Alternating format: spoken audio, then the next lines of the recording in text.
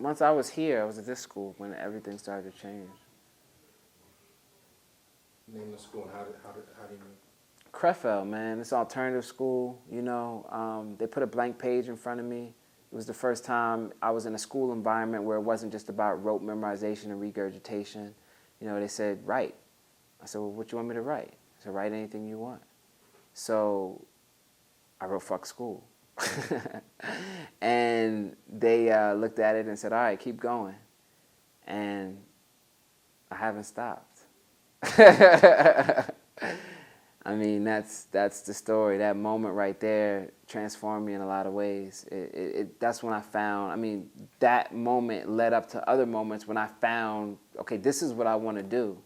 I know this is what I want to do. I want to write. You know what I mean? I want to write stuff.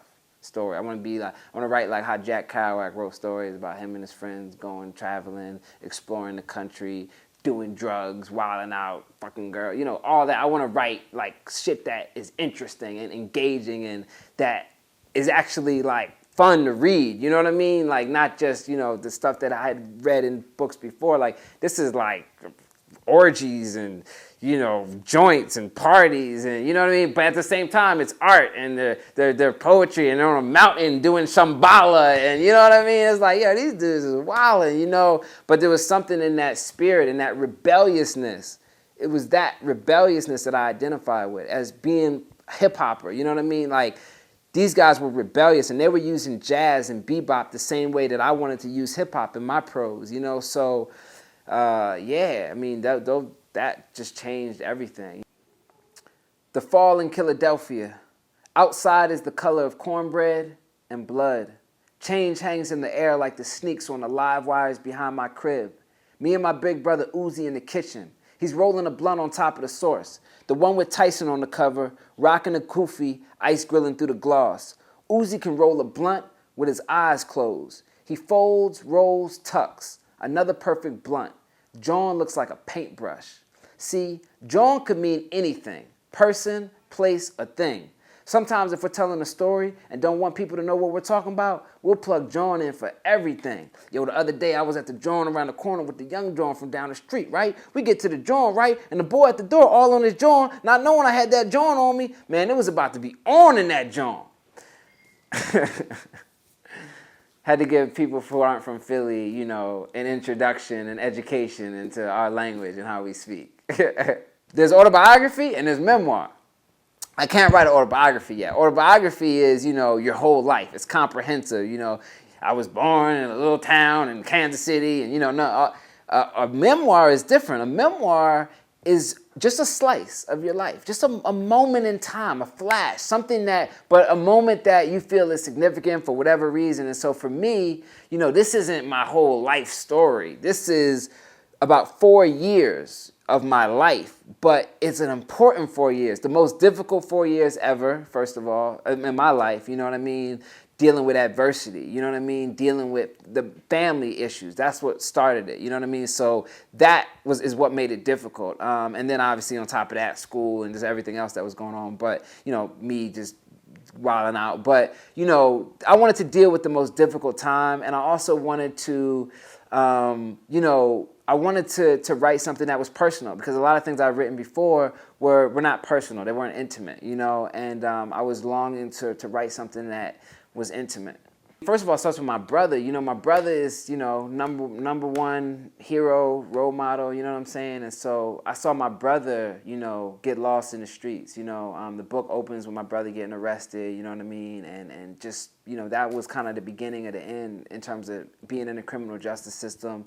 All of my brother's friends, and even my friends now, from back then, I saw them get caught up in the system. You know what I mean? Part of my experience was I was able to learn from people in my family and friends that made mistakes. I was able to benefit from those mistakes in the sense of seeing where that path leads. I remember seeing my brother in jail and seeing that light, gone while he was in there, That was a difficult part of writing it, is just seeing that so many people in this book. I mean, there's a guy in this book who's doing 180 years in prison right now. You know what I mean? There's a guy in this book who's doing 20. There's two people who were shot and killed in this book.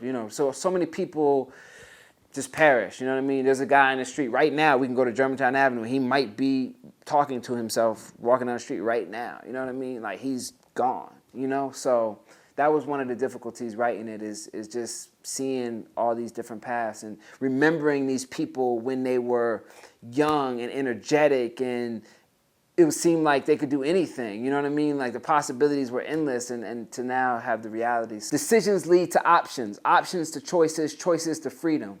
We all design our own reality, write our own script, build our own house or prison or coffin. Me Against Law and Order is about being a true rebel, pushing against the grain, making my own path, bucking the system. I think about this show I saw on the Nature Channel the other day about elephants, about how despite weighing up to 25,000 pounds and standing 13 feet tall, they can still be chained. How, I wondered. It starts when they're babies. Some asshole puts a metal chain attached to a wooden peg nailed into the ground around the baby elephant's foot.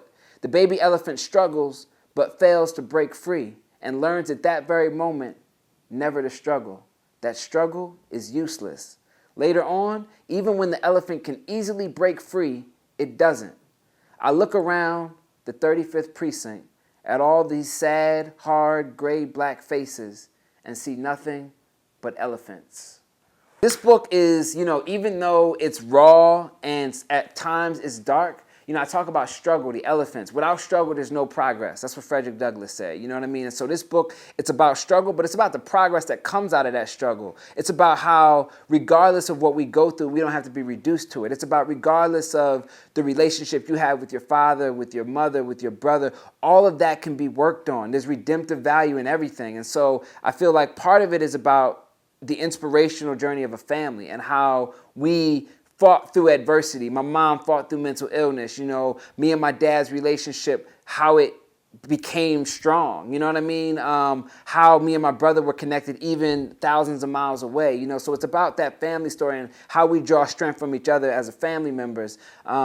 It's also a story about finding your purpose and finding your voice. We talk about the hip hop lyrics throughout the whole book, but by the time you get to the end of the book, whose lyrics are there? They're my lyrics, you know what I'm saying? Because now I'm quoting myself. Now I found my own voice. And so it's about finding your own voice, finding your purpose. You know, the blank page lights up a room in my heart that I didn't even know existed. The blank page, an ocean of white, alive with possibility. I stare deep into the blank page, and what do I see? I see myself. So it's about the blank page as a metaphor and finding your purpose, finding your passion, and pursuing it relentlessly.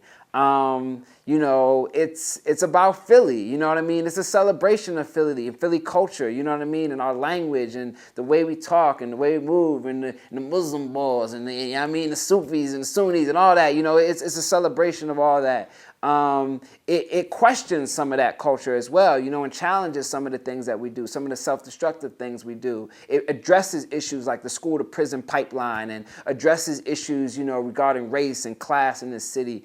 So it does all these things, but in the midst of a narrative. You know, it talks about education, you know.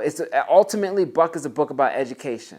Miseducation, re-education, self-education, street education, and the difference in the distance between school and education.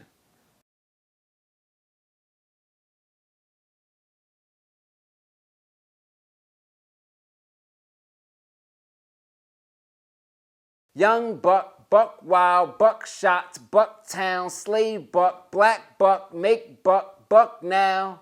What's up, y'all? It's MK Asante, author of Buck, and you're watching Real Black, the realest show online, on TV, anything. It's the real.